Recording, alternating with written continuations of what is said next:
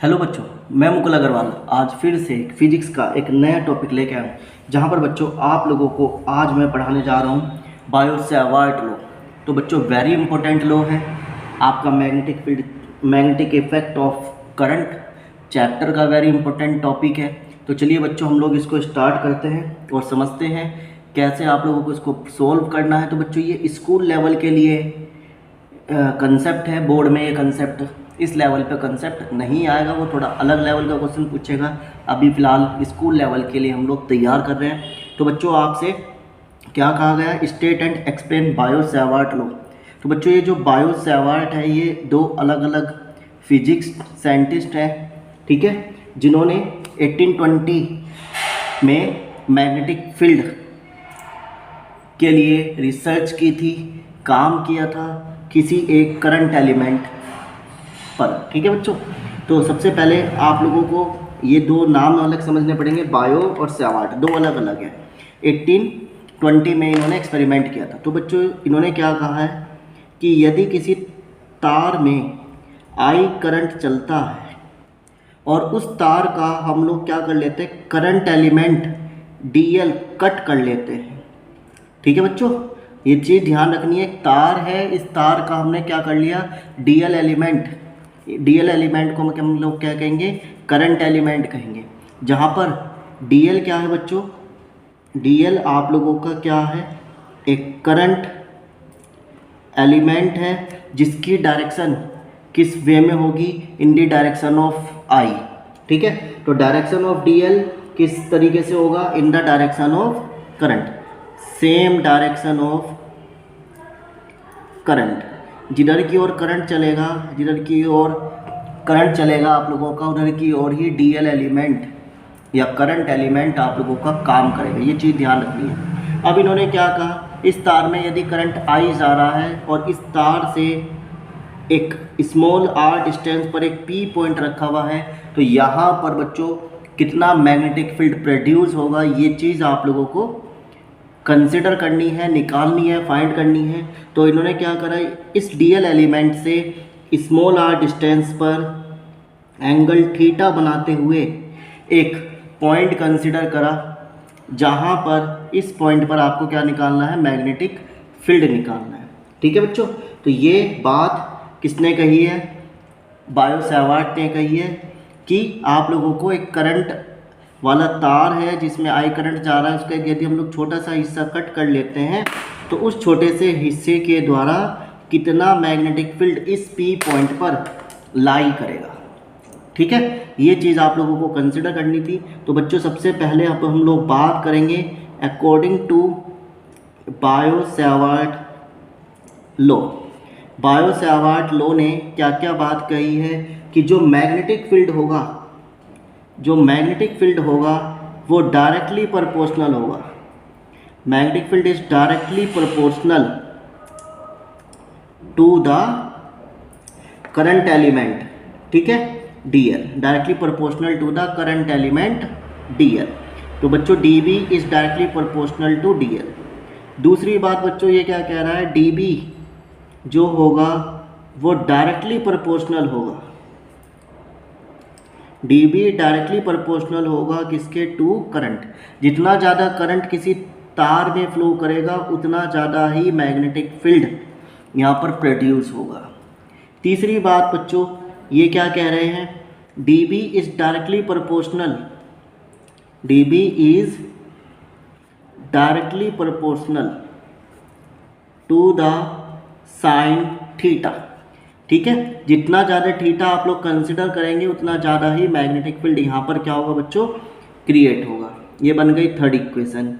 Fourth में क्या कह रहा है, dB is inversely proportional, dB is inversely proportional, proportional to the square of distance, square of distance, distance के inversely proportional होगा। ये चार बातें बायो-सैवर्ट लॉ अपने एक्सपेरिमेंट में कह रहे हैं, जहाँ पर फर्स्ट, सेकंड, थर्ड और फोर्थ इक्वेशन को यदि हम लोग मिला दें तो d b is directly proportional to कितना हो जाएगा बच्चों, I d l sine theta upon r square. जहाँ पर प्रोपोर्शनल हटा के आप लोग क्या लगा देंगे, mu not upon 4 pi I d l sine theta upon r square. ये एक फॉर्मूला बन गया small magnetic field on small current element dl। Small dl पर इतना मैग्नेटिक फील्ड यहाँ पर क्या होगा बच्चों, जनरेट होगा। ठीक है, जहाँ पर म्यू नॉट अपॉन 4 पाई क्या है बच्चों, यहाँ पर एक प्रोपोर्शनलिटी कांस्टेंट है। क्या है यहाँ पर, एक प्रोपोर्शनलिटी कांस्टेंट है। ठीक है, जो डिपेंड करेगा मीडियम पर। इट्स डिपेंड ऑन मीडियम, ये मीडियम पर डिपेंड करेगा। ठीक है, तो बच्चों ये इस तरीके से क्या करेगा, यहाँ पर डिपेंड करेगा मीडियम पर, जहाँ पर म्यू नोट को आप लोग क्या कह देंगे, परमीएबिलिटी कह देंगे। म्यू नोट का मतलब क्या हो गया यहाँ पर, परमीएबिलिटी। ठीक है, of free space. Free space का मतलब वैक्यूम जनरेटर। ठीक है बच्चों, ये चीज़ जहाँ पर बच्चों म्यू नोट अपॉन 4 पाई की जो वैल्यू होगी वो किसके बराबर होगी, 10⁻⁷ टेस्ला मीटर पर एम्पियर के बराबर होगी। या बच्चों इसको हम लोग दूसरा कह देंगे, वेबर पर मीटर पर एम्पियर। ठीक है, मीटर पर एम्पियर के बराबर होगी। क्लियर है बच्चों, तो ये दो एसआई यूनिट आप लोगों को याद करनी है परमिबिलिटी ऑफ फ्री स्पेस की। ये वैल्यू डायरेक्ट याद करनी है बच्चों, वेरी इंपॉर्टेंट है ये लाइन आप लोगों के लिए। ठीक है, तो यहाँ पर d b is directly proportional to d l, proportional to I, proportional to sine theta, inversely proportional to 1/r square, जिन्हें सबको मिला के ये इस तरीके से यहाँ पर क्या हो गया बच्चों, फॉर्म हो गया। जहाँ पर म्यू नॉट अपॉन 4 पाई क्या हो गया, प्रोपोर्शनलिटी कांस्टेंट जो डिपेंड करेगा मीडियम पर। जहाँ पर म्यू नॉट क्या हो गया बच्चों, परमिबिलिटी ऑफ फ्री स्पेस होगी। जहाँ पर म्यू नॉट अपॉन 4 पाई की वैल्यू 10⁻⁷ टेस्ला मीटर पर इनवर्स हो गया। ठीक है बच्चों, ये चीज़ आप लोगों को यहाँ पर याद करनी है। अब यदि हम लोग इसको वेक्टर की फॉर्म में लिख दें, वेक्टर फॉर्म में यदि हम लोग लिखेंगे बच्चों, तो इसको लिखेंगे mu not upon 4 pi I d l cross vector cross product into r upon r का क्यूब। ठीक है बच्चों, क्योंकि प्रोपोर्शनल ये क्रॉस प्रोडक्ट हटा के बच्चों आप लोगों का क्या आता है, साइन थीटा आता है, तो इस वजह से हमने उसको यहाँ पर इस तरीके से साइन थीटा के फॉर्म में रिप्रेजेंट कर दिया है ना बच्चों। तो जहाँ पर जो डी बी की जो डायरेक्शन होगी वो इस D L into D R पर डिपेंड करेगी। डी बी की जो डायरेक्शन होगी वो D L into D R पर डिपेंड करेगी। इसके लिए आप लोग बच्चों right hand thumb rule use कर सकते हैं या right hand screw rule use कर सकते हैं। ठीक है, ये कहानी। यदि आप लोगों ने पेचकस ले लिया, मान लो स्क्रू रूल ले लिया, पेचकस ले लिया, तो आप इसे ऐसे घुमा रहे हैं।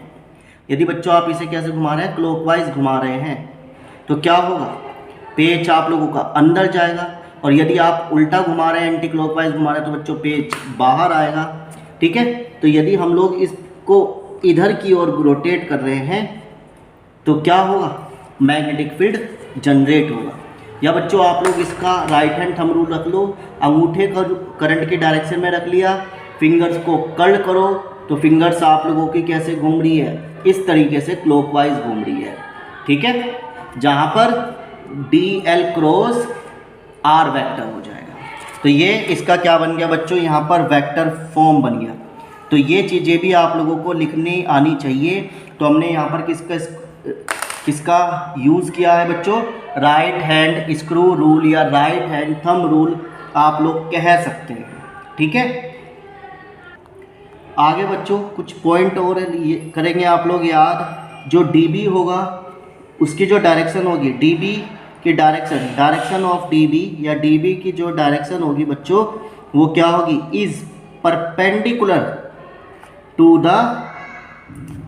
द या इनटू द, या तो अंदर की ओर होगी या बाहर की ओर होगी, प्लेन ऑफ पेपर। ठीक है, तो जो डायरेक्शन ऑफ डीबी होगी बच्चों वो या तो प्लेन के अंदर होगी और प्लेन के बाहर होगी। ठीक है, तो ये चीज़ ध्यान रखनी है, परपेंडिकुलर होता है। और डीएल कि जो डायरेक्शन होगी करंट एलिमेंट की जो डायरेक्शन होगी वो उसी डायरेक्शन में चलेगा जिधर की आप लोगों का करंट चलेगा। तो आई होप ये चीज़ बच्चों आप लोगों को समझ में आई होगी कि explain and state bio-Savart law.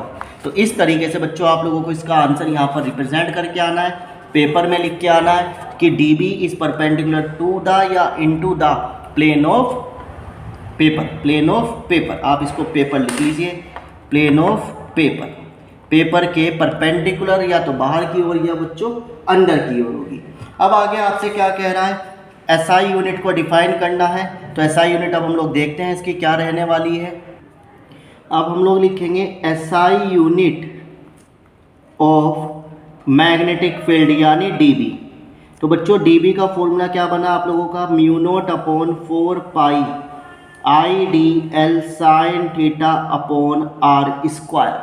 ठीक है, यदि मैं क्या करूं बच्चों, इसमें आई की जो वैल्यू मान लूँ वो 1 एम्पियर मान लूँ, एलिमेंट्री करंट हम लोग मान लें कितना 1 मीटर, और थीटा कितना मान लें 90, तो साइन 90 कितना हो जाएगा बच्चों 1, और distance between the point and wire is 1 metre. तो ये वाली वैल्यू अगर हम लोग यहाँ रखें बच्चों तो mu not upon 4 pi as it is 1 into 1 into 1 upon 1, तो कितना मिलेगा आप लोगों को, म्यू नॉट अपॉन 4 पाई मिलेगा।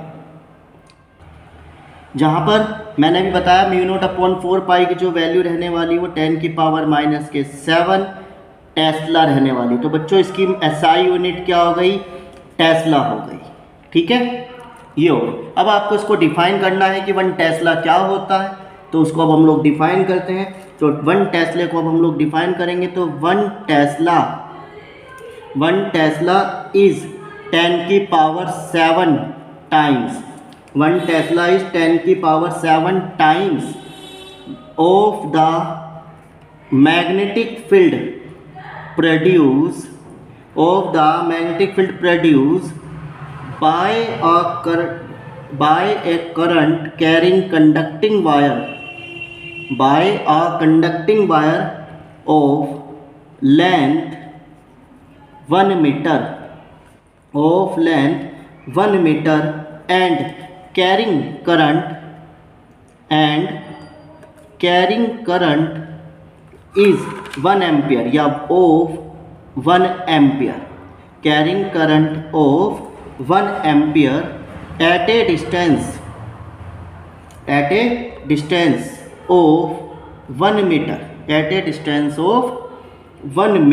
from its and perpendicular to its। तो यदि हमने क्या करा, 1 मीटर का वायर लिया और उसमें 1 एम्पियर करंट को फ्लो कराया और किसी पॉइंट की जो डिस्टेंस है वो 1 मीटर है उस तार से, ठीक है, तो इतना टेस्ला यहाँ पर क्या होता है बच्चों, जनरेट होता है।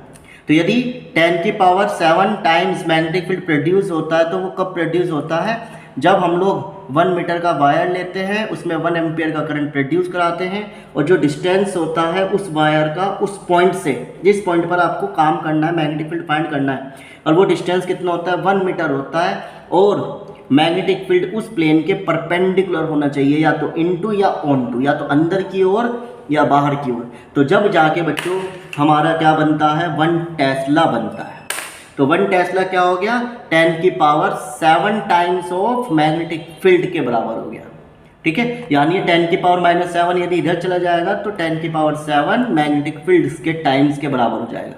कब, जब 1 मीटर वायर में 1 एम्पियर करंट फ्लो करेगा और उसकी जो पॉइंट की डिस्टेंस होगी वो भी 1 मीटर होगी और मैग्नेटिक फील्ड परपेंडिकुलर होगा सरफेस के, ठीक है, प्लेन पर या सरफेस पर, या तो अंदर की ओर या बाहर की ओर। तो उस समय उस चीज़ को हम लोग क्या कहेंगे, 1 टेस्ला कहेंगे। तो आई होप बच्चों ये चीज़ यहाँ पर क्लियर होगी कि बायो-सैवर्ट लॉ आप लोगों को कैसे करना है, कैसे एक्सप्लेन करना है, इसी तरीके से आप लोगों को एक्सप्लेन करके पेपर में आना है।